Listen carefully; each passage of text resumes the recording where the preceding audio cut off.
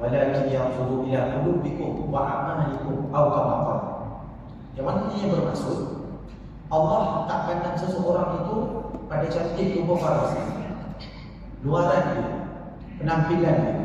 Namun walakin yanzuru ila qulubikum aw kama qala wa a'malikum. Ada setengah hadis mengatakan Allah memandang itu bukannya pada luaran, tubuh badan dan sebagainya, tapi Allah SWT tengok pada hati. Setengah riwayat hadis lain disebut dua, hati dan juga pada amal dia. Nah, itulah letakkan tempat kita di sisi Allah SWT. Malah kalau kita cek dalam Quran ni banyak Allah SWT sebut Allah cek amalan setiap seorang pada kita. Yang kita selalu baca sebelum surah Al-Mulk, Allah SWT sebut alladzi khalaqal mauta wal hayata liyabluwakum ayyukum ahsanu amalan wa huwal azizul ghafur. Allah SWT menciptakan mati dan juga Allah SWT menciptakan hidup. Liyabluwakum, supaya aku dapat menguji kamu. Allah emphasize the word menguji kamu untuk Allah khususkan ini ayyukum, setiap satu daripada kamu. Amalan bukan dikira berdasarkan kumpulan, berdasarkan apa yang anda bersama-sama kita, bukan sekali itu saja. Yang Allah tengok ayyukum, setiap satu daripada kamu yang mana paling baik amalnya. Itulah yang dinilai oleh Allah SWT. Namun orang yang cantik dalamannya, hati dia cantik, amal dia cantik, boleh nampak daripada sudut luaran. Itulah yang dinamakan akhlak. Akhlak satu cerminan diri yang mana bila kita berada di hadapan orang, itulah orang. Nama hanya sekadar nama yang dibawa oleh kita. Namun akhlak itu adalah kepribadian yang kita tunjuk ke orang, dan itulah orang akan nilai kita daripada sudut bagaimana dia bersifat dan berkelakuan. Daripada sudut cakap dia, Rasulullah SAW sebut, "Man kana yu'minu billahi wal yawmil akhir falyakul khairan aw liyasmut aw kama qala." Barang siapa beriman dengan Allah dan hari akhirat, cakap benda baik, ataupun tak ada benda baik yang cakap, duduklah diam. Cakap pun ada sunnah lain, diam pun ada sunnah lain. Ada ketika kita bersuara, ada ketika kita berdiam. Kalau sekarang saudara-saudara kita yang berada di Palestin, dia ada macam-macam ujian. Bukan masa berdiam, ada ketika kita kena bersuara. Bila saudara-saudara kita ditindas, kalau ingat ini dalam kitab yang saya sebut yang awal dulu dia merendah diri. Awal kali dulu, awal.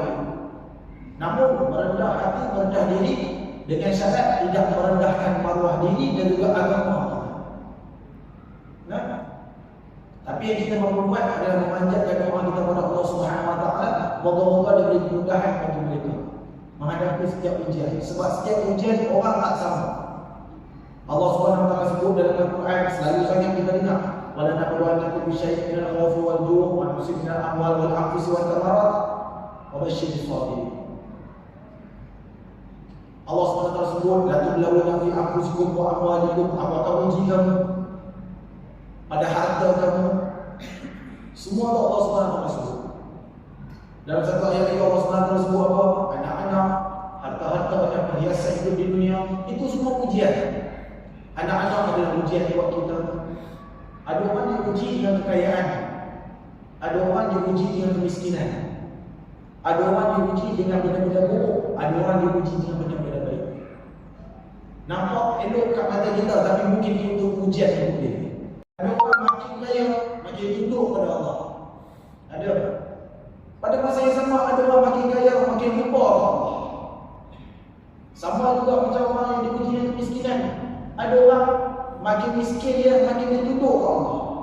Pada masa yang sama, ada orang makin miskin dia, makin ditunduk ke Allah Subhanahu Wa Taala. Pun ada. Ada orang yang Allah SWT bagi dia kebaikan, makin Allah bagi dia kebaikan hidup di dunia, makin dia ingat Allah. Ada juga orang makin Allah bagi kebaikan kepada dia, makin dia lupa dengan Allah Subhanahu Wa Taala. Setiap orang ujian dia tak sama. Mungkin kat mata kita nampak, oh dia ni dia beri ganjaran. Mungkin juga ganjaran dia beri fitnah. Allah SWT sebut dalam Quran, al-mal wal banun zinatul hayatid dunya. Harta benda dan juga anak-anak itulah perhiasan hidup di dunia. Ada orang perhiasan itu, ada orang harta benda itu menjadi, bila kita tengok dia duit banyak, oh untung dia, itu ganjaran hidup dia. Mungkin itu ujian buat dia. Allah nak tengok, bila makin banyak harta kau bagi, apa kau buat dengan harta? Anak-anak juga ada perhiasan hidup dunia. Bila kita tengok ada anak orang, untung dia, anak dia 5 orang, 5 masuk universiti, 5 belajar pandai. Anak aku 10 orang, seorang pun tak masuk universiti. Mungkin kita rasa macam tu. Mungkin juga itu ujian buat dia. Mungkin juga dengan 5, saya tak kata siapa-siapa, bukannya merujuk pada siapa. Mungkin orang yang dia dapat anak dia semua belajar kaji tinggi, mungkin dia tak jaga mak bapak dia seperti mana anak-anak yang tak dapat sambung belajar tinggi. Banyak dah orang kita jumpa. Saya jumpa orang tak? Nah, hidup seorang, bila banyak awak dan anak-anak semua kerja tinggi, tak ada masa untuk bapak di rumah. Ada di rumah dia, anak belajar tak tinggi tu, ialah jaga makan minum ayah dia. Itu ujian itu dia. Kita nampak seronok, nampak hidup dia macam ni, untuk bangga bapak dia. Tapi itu juga mungkin ujian dia. Daripada ujian-ujian sebenarnya, ia membentuk akhlak kita jadi manusia jenis yang macam mana. Aisyah radhiyallahu anha sebut apa? Nabi Muhammad sallallahu alaihi wasallam itu akhlaknya adalah Al-Quran. Apa-apa rujuk kepada Al-Quran. Insya-Allah Allah Subhanahu wa taala bagi jalan keluar. Allah Subhanahu wa taala sebut dalam Quran, ya ayyuhallazina amanu fis silmi kaffah wa la tattabi'u khutuwati syaitan innahu lakum aduwwun mubin.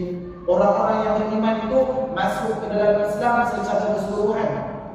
Gaya hidup Islam ni umum, cantik itu semua, bukan sekadar ibadah sahaja. Ada ibadah khusus, ada ibadah umum. Yang mungkin ibadah umum ni tak ada sebarang hadis disebut, namun ia atas dasar kebaikan buat disebabkan Allah Subhanahu wa taala, maka dia beroleh ganjaran pahala. Kan Allah Subhanahu wa taala disebut lagi dalam Quran, wa minan nasi may yashri nafsahu bi'a aqdillah wallahu ra'ufun bil ibad. Ada orang manusia ini, mereka mengorbankan diri mereka untuk cari kepada Allah Subhanahu wa taala. Allah Taala sangat kasih terhadap hamba-hamba. Ada orang dia mampu korbankan harta, dia korbankan harta dari Allah Subhanahu wa taala. Ada orang tak ada harta, dia korbankan masa dia, bangun tengah malam doa, baik untuk diri dia ataupun orang muslim sekeliling dia. Itu juga korbanan. Dia korbankan masa tidur dia untuk Allah Subhanahu wa taala. Ada orang tak mampu nak bangun tidur, nak bangun tahajud tengah malam, dia korbankan macam mana pula? Dia bantu orang lain atas dasar aku mudahkan satu urusan manusia, Allah mudahkan satu urusan yang di akhirat kelak. Itu semua satu pengorbanan yang mungkin kadang-kadang kita terlepas pandang. Mengapa benda ni kita perlu utarakan, perlu bagi tahu, perlu ingatkan? Sebab Aisyah radhiyallahu anha pernah sebut dalam salah satu kaul dia, manusia tu mula jadi jahat bila dia rasa diri dia baik. Bila kita rasa diri kita baik, ternyata kita ni belum cukup baik lagi. Sebab orang baik kita akan rasa diri dia baik. Imam Ghazali, bila ditanyakan kepada dia, siapakah engkau wahai Imam Ghazali? Apa antara kau Imam Ghazali? Ada beberapa perkara. Namun salah satu disebut oleh dia. Imam Ghazali sebut, aku adalah seorang hamba, aku pendosa. Bukan bermakna Imam Ghazali itu suka buat dosa dia. Imam Ghazali kalau disusun kitab-kitab dia biasa yang lagi pun tak boleh nak tahu kitab-kitab. Tapi mengapa disebut macam tu? Peringatan buat diri dia sendiri. Sebab manusia ni mudah terdedah dengan dosa. Dia tak kata aku ni orang yang iman tinggi dah. Memperingatkan diri kita sendiri. Sebab tu pentingnya memperingatkan orang lain. Dalam Islam itu, dalam agama itu kita saling nasihat dan nasihati. Ad-din nasihat, agama itu saling nasihat dan nasihati. Mungkin benda tu kita pernah dengar sebelum ni. Mungkin apa yang saya cakap tuan-tuan pun dah pernah dengar dah sebelum ni. Tahu dah. Tapi sebagai seorang Islam, kita kena ingatkan saudara kita. Sebab apa? Kadang-kadang ada orang terlepas pandang. Ada orang yang tak tahu. Berapa banyak manusia sombong kat luar sana, yang dia tahu benda tu salah, tetap dia teruskan. Adakah sebab tak ada orang yang dia ada? Mungkin disebabkan tak ada orang sekeliling yang tegur dia benda tu salah. Berapa banyak orang yang memegang title sebagai seorang Muslim, tapi tak tutup aurat dengan sempurna, solat yang tak terjaga, kata-kata dia dengan orang lain, bila dia bercakap, orang sakit hati, sakit telinga dengar. Di manakah Islam ketika itu? Walhal Allah SWT sebut Islam itu keseluruhan, bukan pada solat dia, bukan pada zakat, puasa semata-mata. Dan daripada perbuatan-perbuatan inilah ia membentuk akhlak kita. Itu yang akan kita tunjukkan kepada orang yang ada sekeliling kita. Bukan tunjuk lain. Ya, kita tunjukkan supaya orang nampak cantik dan indahnya Islam. Tuan-tuan, hadirin-hadirat rahmati Allah SWT sekalian, kita tak tahu bila jalan dakwah kita akan dibuka. Ada orang diberi rezeki mampu bercakap depan orang. Tak semua orang mampu. Ada orang bila dia depan orang, tangan dia ketak, kaki dia ketak, tak boleh cakap. Ada. Tapi jalan dakwah seorang tak pernah tertutup. Mungkin kelebihan dia bukan pada mulut dia mampu sampai ke orang, tapi perbuatan-perbuatan baik yang dia buat, mungkin orang nampak dan orang akan kata, kalau dia boleh buat baik, kenapa orang tak boleh buat baik? Mungkin ini jalan dakwah terbuka untuk orang tersebut. Kita tak tahu. Setiap orang dia ada kelebihan dia masing-masing. Dan mungkin jalan dakwah kita tak sama. Tapi tak bermakna para asatizah itu lebih banyak pahala daripada orang-orang biasa. Tidak. Mungkin juga orang-orang biasa ni lebih tinggi amal dan pahala kebaikannya daripada asatizah. Mungkin kita tak tahu. Sebab apa? Amalan pahala dosa milik Allah Subhanahu Wa Taala. Ada orang derma sedikit, pahala dia lebih besar daripada orang yang derma sedikit. Tak mustahil juga ada orang derma sedikit lebih banyak pahala dia daripada orang yang derma sedikit. Sebab yang bergantung pada qulubikum tersebut. Wa a'malukum, juga amal. Dan bila pun bicara tentang indahnya akhlak Rasulullah SAW, dan sekali kita cerita masih lagi kita tajuk sahabat baginda Rasulullah SAW. Banyak nasihat-nasihat baginda yang berhubungan dengan masalah kesabaran. Sangat banyak. Antaranya dinyatakan dalam sebuah hadis yang bermaksud apabila seorang hamba itu mendapat musibah, kemudian dia mengucapkan inna lillahi wa inna ilaihi raji'un, sesungguhnya kita adalah milik Allah dan hanya kepadanya kita akan kembali. Ya Allah, berilah aku pahala atas musibah ini, dan setelah itu anugerahkanlah aku hal yang lebih baik daripada itu, sebagaimana yang diperintahkan oleh Allah Subhanahu Wa Taala, maka Allah akan mengabulkan permintaan itu. Dalam Quran Allah Subhanahu Wa Taala sebut, bila kau ditimpa satu musibah itu, qalu inna lillahi wa inna ilaihi raji'un. Ya Allah, bagilah yang lebih baik daripada aku. Nescaya Allah akan makbulkan permintaan itu. Tapi perlu kita faham apa yang dimaksudkan dengan memakbulkan permintaan kita. Apa yang dimaksudkan dengan mengabulkan permintaan itu? Yang pertama, Allah nescaya akan makbulkan. Ud'uni astajib lakum. Kau doa kat aku makbulkan. Tapi Allah tak bagi tahu bila. Ada orang buat baik hari ini, esok boleh dapat balasan. Ada orang buat baik hari ini, bagi 10 tahun baru dapat balasan. Sama macam orang buat keburukan. Ada orang buat jahat hari ini, esok boleh kena. Ada orang buat jahat hari ini, lagi 10 tahun dia tak kena kat anak dia. Ada orang buat baik sampai mati tak kena, Allah akan bagi.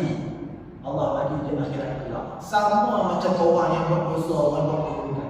Mungkin dunia dia terlepas, tapi di akhir nanti dia tetap akan. Rasulullah SAW sebut apa? Kullukum ra'in wa kullukum mas'ulun 'an ra'iyatihi. Setiap orang itu adalah pemimpin dan setiap orang itu akan dipersoalkan tentang perkara yang dipimpin kelak.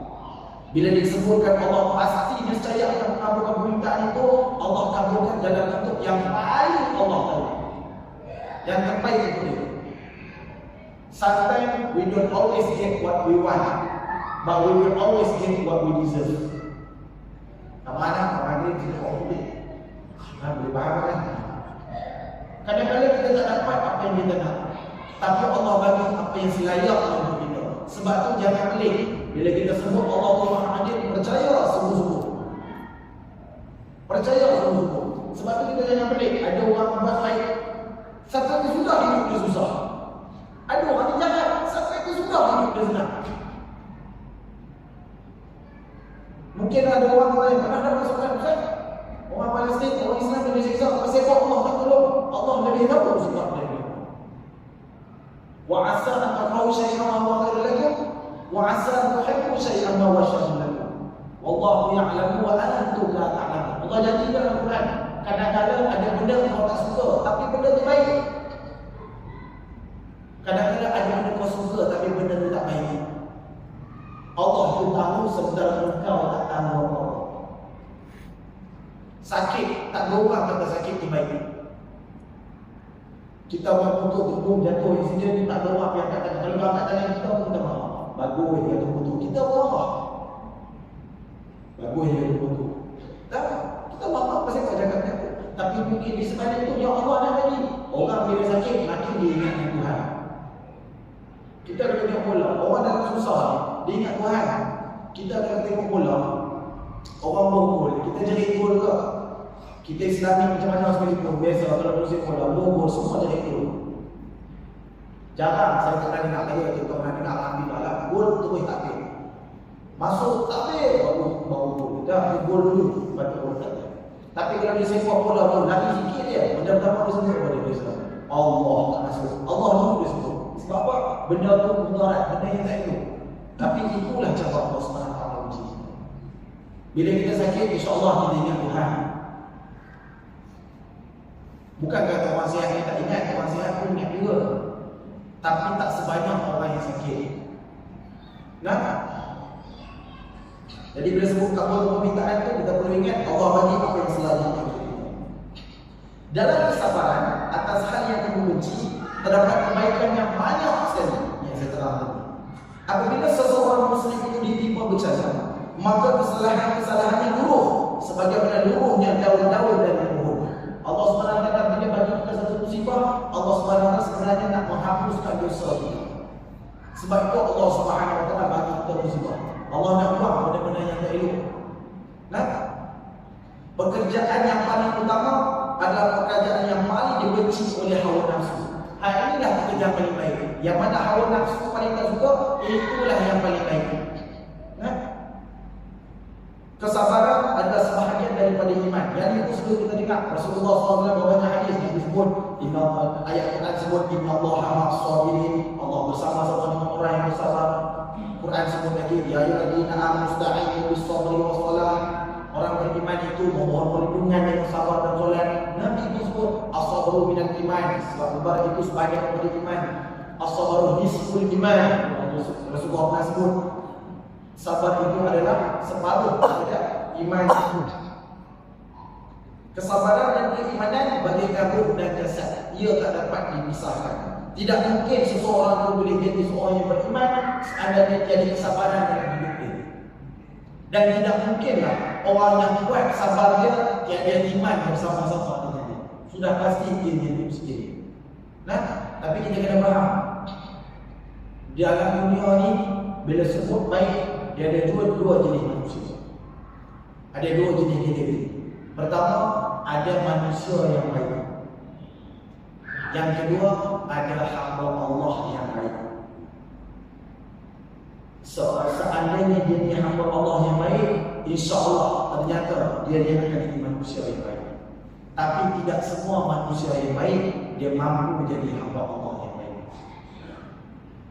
Nah, kalau kata baik ni, seorang kebaikan boleh dinilai dengan baik dia minum. Kita pergi minum, kawan bayar. Baik kan? Jom pergi minum, tak apa, belajar baik.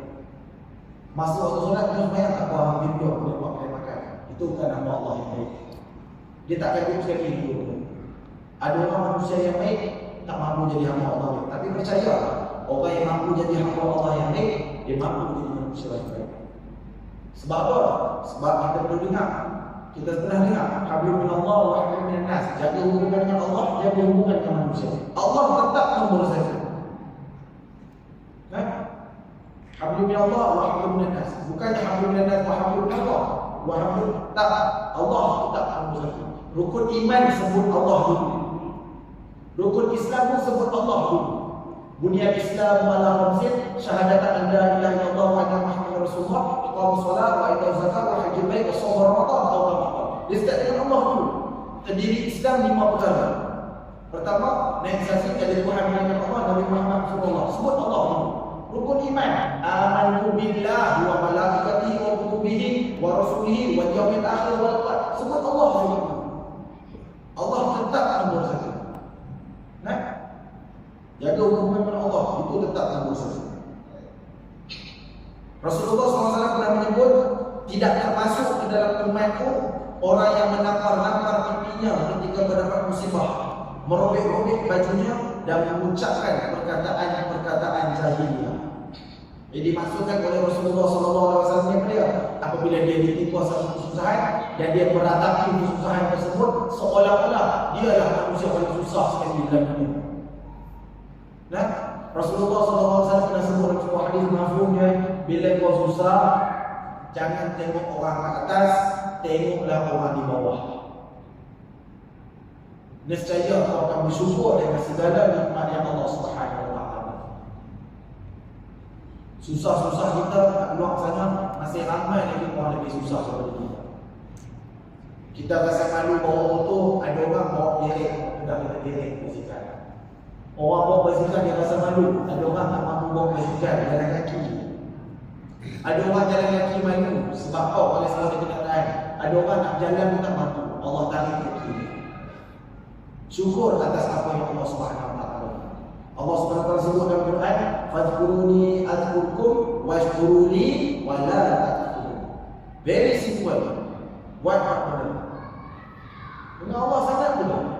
Fadhkuruni adhkurkum washkuruli wa la takfurun. Kau ingat aku ingat engkau. Engkau syukur dekat aku, jangan kau kufur. Ingat aku, Allah SWT sebut, aku ingat engkau. Ada orang tak ingat Allah pun, masih lagi Allah sayang dia. Punya apa kita kasih sayang Allah Subhanahu wa taala ni luas. Kita tak ingat Allah pun, Allah tetap ingat kita. Saya tak tahu kalau tuan-tuan pernah dengar atau tidak. Depan saya pernah jadi. Pernahkah kita tengok mak ayah, mak dengan anak gaduh, anak-anak jumpa orang ada duduk, kata, "Ni nak pergi mana ni?" Alah, keluar sama. Tutuplah orang tu. Tak mau lama apa bagi duduk. Mungkin dia sama dia tu. Ada? Ada air dah. Ada orang tak solat, tengok dah sembahyang belum pergi. Pergi mana? Pergi main bola. Dah sembahyang tu. Nanti dah sembahyang, kelak-kelak ada sambal putih. Ada? Pernah dengar kini? Saya tak pernah dengar orang kata. Pernah dengar tak tengok. Maknanya ada orang yang tak ikut hukum Allah. Tetap lagi Allah sayang. Allah tak padan betul. Nak bagi tahu punyalah kasih sayang Allah Subhanahu wa taala ni besar. Walaupun ayat-ayat tersebut kau ingat aku ingat kau, nak bagi tahu kasih sayang Allah tu lebih banyak daripada kebutaan Allah. Macam itu pun tak nak tahu bagi. Macam itu pun ada orang tak nak tahu bagi. Jangan tunggu Allah tunjuk. Kalau Allah tunjuk dalam madah, nah, fazkuruni azkurkum washkuruli, kau ingat dekat aku. Minta maaf, kau syukur dekat aku. Wala takfur, jangan kau kufur. Jangan kufur nikmat Allah Subhanahu wa taala. Kalau tuan-tuan tengok jari 1 2 3 4 5. Jari tinggi yang ujung. Nak bagi tahu kita kadang-kadang terkadang nikmat Allah Subhanahu wa taala lagi. Kalau tuan-tuan tengok jari tinggi tuan-tuan, kalaulah saya tanya tiap-tiap orang, kalau umur 30 tahun dah jari tinggi tubuh bagi kita. Tapi kalau saya tanya, bagi saya 20 penggunaan jari kelingking, belum tentu semua boleh jawab.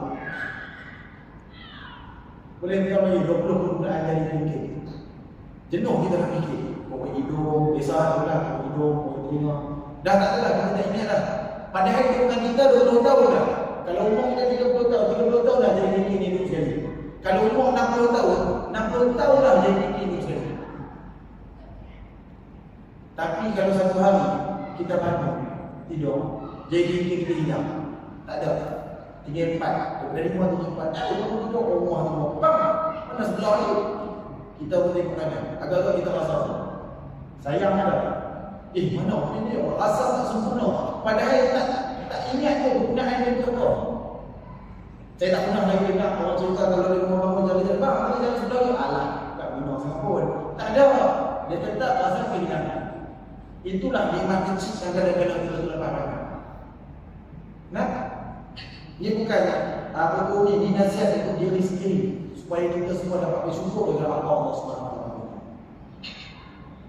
Hadis-hadis yang dikongsikan ini mengajak manusia supaya tegar dan bersabar, menjauhi sikap lemah dan lesu ketika menghadapi ujian dan juga cubaan. Mukmin yang kuat lebih baik daripada mukmin yang lemah. Dan kesabaran adalah kekuatan batin yang tertanam kukuh di dalam hati setiap muslim. Ayat ini disebut mukmin yang kuat lebih baik daripada mukmin yang lemah. Allah Rasulullah SAW sebut al-mu'minul qawi khairun wa ahabbu ila Allah min al-mu'min ad-dha'if. Mukmin yang kuat itu lebih baik dan lebih disayangi oleh Allah Subhanahu Wa Taala berbanding mukmin yang lemah. Dan kita perlu ingat bahawa kekuatan seseorang itu bukan dinilai pada tubuh badan dia semata-mata. Namun kekuatan iman seseorang itu lebih penting untuk menggerakkan tubuh badan dia sujud kepada Allah Subhanahu Wa Taala. Itu yang membuatkan dia kuat. Ada orang boleh angkat dumbbell 30 kg sebelah kanan tuan. Boleh. 30 kilo sebelah kanan dia angkat. Ada orang boleh buat bench press. Kalau orang gym kita tahu lah bench press tu 120 kilo dia angkat. Dia boleh angkat senampai. Tapi tak semua orang boleh angkat seluruh boleh dengar seluruh. Ini kata kekuatan iman. Tak semua orang mampu buat. Nah, suatu hari ada sekumpulan sahabat menemui Rasulullah SAW yang sedang berbaring berpatahkan lidah di bawah naungan Ka'bah. Lidahnya Nabi SAW ini di bawah naungan Ka'bah.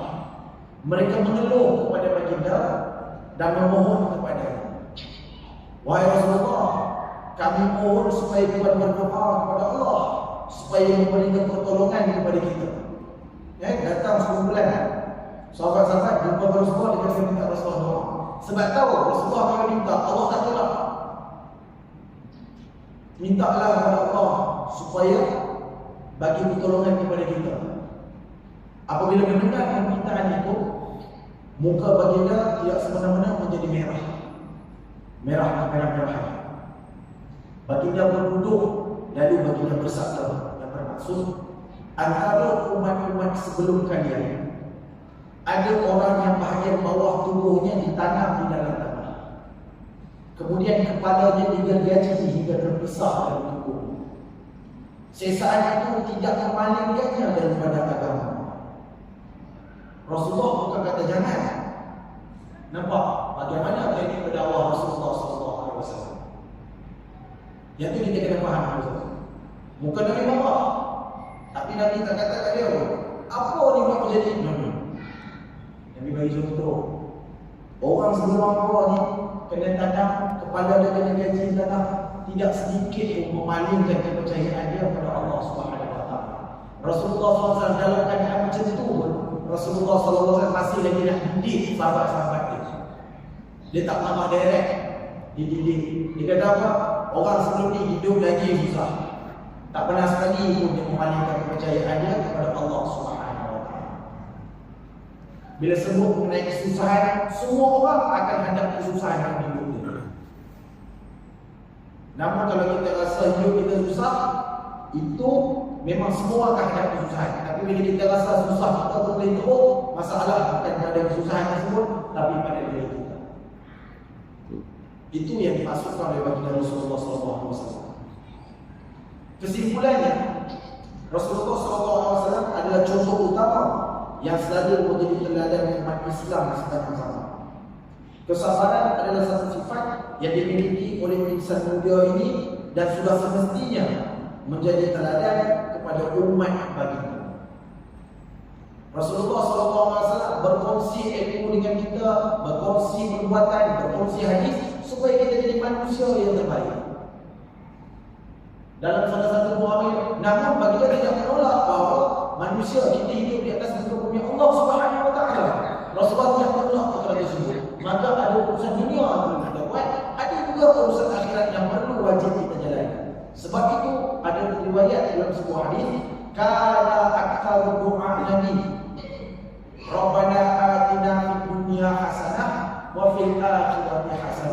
wa qina adzabannar. Pentingnya ilmu. Doa ni anak-anak kita darjah 1 pun dapat. Darjah 2, 3 apa yang doa ni? Rabbana atina fid dunya hasanah wa fil akhirati hasanah wa qina adzabannar.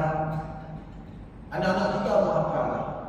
Tapi mungkin sebab kita tak tahu sebelum ni, kalau dah tahu alhamdulillah. Apa doa yang dibaca ni? Kana aksar doa Nabi. Riwayat sebuah hadis. Dalam banyak-banyak doa, doa ni paling banyak Nabi baca dalam hidup begini. Ni doa ni.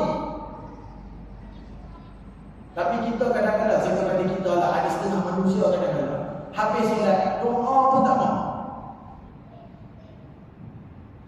Bukan banyak doa tu, tak boleh baca doa ni, cukup baca doa ni. Tapi sebelum ni tak tahu, oh ini doa. Dalam hidup Nabi, ini dah doa paling banyak Nabi baca.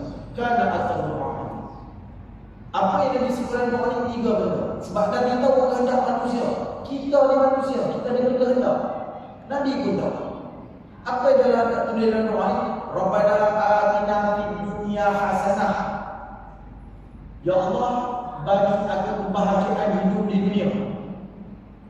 Wa fil akhirati hasanah.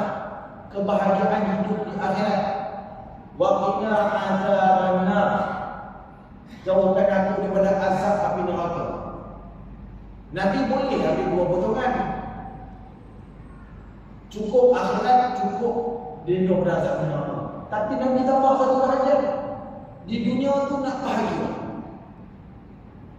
Walaupun kita mengejar bahagia akhirat, kenapa Nabi amal doa ni paling banyak? Bukan itu Nabi. Nabi bahagia lah hidup di dunia. Supaya kita umat-umat dia minta Allah Subhanahu Wa Taala. Tak ada orang tak nak bahagia hidup dunia. Tuan-tuan kalau diberi pilihan, nak bahagia akhirat sahaja ke bahagia dunia dan akhirat? Pasti kita pilih dua-dua. Tak ada orang yang jawab, saya tak mau bahagia dunia, nak akhirat ke? No. Kita mesti nak dua-dua. Dunia nak happy, akhirat nak happy. Sebab tu Nabi Muhammad SAW nak kita amal doa. Ada beberapa lagi doa yang Rasulullah SAW nak kita amalkan. Antaranya cukup bila imam selalu sebut, ustaz-ustaz selalu sebut, imam lah selalu. Antara doa yang Rasulullah SAW amalkan apa dia? Lepas tahiyat sebelum bagi salam. Allahumma inni a'udzubika minal adzabil qabr.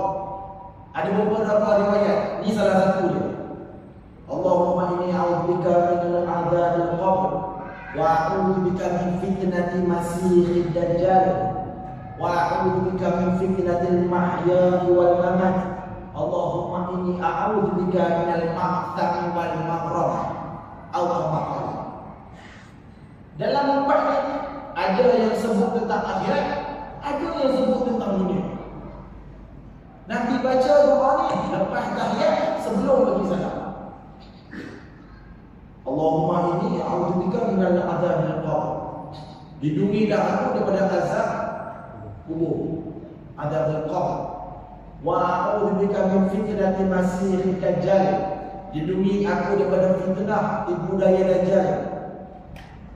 Takut-takut waktu kita lah dajjal ni keluar. Rasulullah SAW minta kepada Allah lindung daripada fitnah ibu daya dajjal. Wa a'udzubika Allah menyebutkan dalam Al-Qur'an wa a'udzubika min fitnatil masiihid dajjal wa a'udzubika min fitnatil mahya wal mamat. Lindungi aku daripada fitnah ketika hidup dan juga ketika mati. Fitnah ni bukannya yang orang fitnah kita semata-mata, tak. Kalau ikut konsep fitnah ni adalah tipu daya ketika mana kita hidup. Ada orang diberi istidraj. Itu kita takut tu. Istidraj ni kalau istilah dalam Al-Quran, istidraj ni diibaratkan oleh para ulama atau para tafsir Al-Quran. Istidraj ni diibaratkan satu umpan. Kita kalau campak mata umpan ikan kita tahu, kita kena takut. Ikan tu rasa dia dapat ganjaran, tapi sebenarnya dia dapat musibah untuk dia lah. Bila dia makan tu rasa oh dapat makanan hari ni, tapi sebenarnya makanan itu menarik dia pula kena makan dengan hal itu. Sebab tu diibaratkan sebagai umpan. Kita rasa macam ganjaran itu kita dapat, tapi sebenarnya ganjaran itu menarik kita ke arah keburukan. Sebab tu tuan-tuan, kita jangan bangga sangat bila kita buat jahat, takkan tu. bila tak kantoi tu, kemungkinan besar Allah akan buat istidraj untuk kita. Nak tengok kau taubat ke tidak, kau berubah ke tidak. Fitnah ketika hidup dan juga ketika mati. Satu lagi sebut apa? Minal ma'sam wal mahram. Apa ma'sam ni, apa mahram ni? Lindungilah aku ya Allah daripada dosa-dosa dan juga hutang-hutang. Lindungi daripada dosa sudah pasti ya, benda yang bertentangan dengan agama, benda tersebut jadi dosa. Bukan sekadar bertentangan agama. Fahami, bila kita kata fahami bertentangan dengan agama, itu adalah ia merangkumi sudut hidup kita. Bukan sekadar tinggalkan solat, bukan sekadar tinggalkan zakat, bukan sekadar tinggalkan puasa. Dalam bentuk umum. Itu yang Rasulullah SAW pernah sebut dalam sebuah hadis. Bila duduk dengan sahabat-sahabat, tuan-tuan pernah dengar hadis ni cukup popular. Rasulullah SAW duduk dengan sahabat-sahabat, dia bagi tahu sahabat, boleh sesiapa bagi tahu aku, apakah itu orang yang muflis? Sahabat jawab, orang muflis ni orang tak ada harta. Tak, itu orang muflis harta. Siapakah manusia Allah yang muflis? Sahabat tanya siapa? Orang yang bila dia dah mati nanti, dia bawa pahala daripada Allah. Dia tunjuk pahala solat. Oh, masa dia bagi pahala solat, dia bagi pahala zakat, dia bagi pahala puasa. Semua dia bagi kepada Allah. Apa Allah buat? Allah ambil pahala-pahala ini bagi kepada orang lain. Dahlah nak cari pahala susah, Allah ambil bagi ke orang lain. Sahabat dengar, kenapa? Orang yang dibagi ini adalah orang yang pernah disakiti ketika dia hidup di atas muka bumi itu. Sama ada dari bentuk percakapan, perbuatan, apa saja dia buat, menyakiti orang lain. Inilah Allah ambil pahala untuk bagi kepada orang. Ini orang muflis. Tak cukup dengan itu, Rasulullah SAW kata apa lagi? Kalau pahala dia dah ambil, pahala dah ada ni, dah bagi orang. Orang yang dia sakiti itu masih ada lagi. Apa Allah buat? Allah ambil pula dosa-dosa mereka ni bagi ke dia. Inilah manusia paling muflis ni. Orang kata sana, sikit je, bentuk insyaAllah. Potongan doa terakhir saya sebut tadi, minal ma'sami, lindungilah aku daripada dosa. Macam saya sebut tadi, orang muflis ini akan diambil pula dosa-dosa orang yang pernah dia sakiti pada satu ketika waktu kita hidup di atas muka bumi Allah Subhanahu wa ta'ala. Yang kedua, ma'sami dosa. Yang ketiga, mahram, lindungi aku daripada hutang-hutang. Nah, sebab itu ada pendapat dia sebut memberi hutang yang banyak kepada orang ni, memberi hutang walaupun dia bagi duit ke orang, bantu orang tu baik, namun ketika mana kita memberi hutang yang banyak kepada orang, ada pendapat mengatakan hukumnya makruh. Ada segelintir pendapat mengatakan hukumannya makruh apabila kita bagi hutang dalam bentuk yang banyak. Kenapa? Sebab kita sedang mendorong orang tu supaya dia meminjam. Kedua, tuan-tuan, nak minta hutang ni, minta pinjam ni senang, nak bayar tu susah. Yang minta hutang tu pula rasa berdosa bila dia tahu. Kita pula jadi tak pandai nak susun ayat macam mana. Duit hari tu kita yang serba salah. Walaupun bantu orang lain itu merupakan satu pahala yang cukup besar, namun ketika mana kita beri bantuan dalam bentuk hutang yang banyak, ada pendapat mengatakan benda tersebut adalah makruh, kerana dia sedang mengajar atau mendidik orang lain supaya meminjam dengan orang. Yang kedua, sedang membawa dia ke arah dosa. Sebab susah bila nak pinjam dalam bentuk yang banyak, memang cukup susah nak bayar. Nah, bila kita minta kan dia kata macam apa? Habaq dana dulu, dia kata kami naik ke pun ada macam apa juga begitu. Tak baik buka aib orang, boleh ikut secara personal. Minta personal dah 124 kali, tak bayar-bayar, terpaksa habaq pun ada. Kita pula jadi watak jahat. Nah, jadi itu insyaAllah antara beberapa perkara yang dikongsikan. Dan saya perasan kita tak bermalas di mana kita tak mampu nak pergi sana. Yang boleh kita bagi sama ada dalam bentuk doa ataupun sedikit harta yang kita ada. Mampu bagi sumbangan, bagi. Tak mampu bagi sumbangan, cukup dan disumbangkan dengan doa. Sebab kekuatan senjata bagi seorang mukmin itu adalah doa. Ingat, Rasulullah SAW pernah sebut dalam sebuah hadis, ayyul amal ahabbu ila Allah Ta'ala.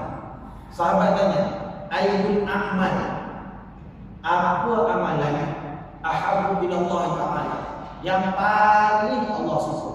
Tak mungkin kita tak nak tahu apa amalan yang Allah suka. Semua orang nak tahu apa amalan yang Allah suka.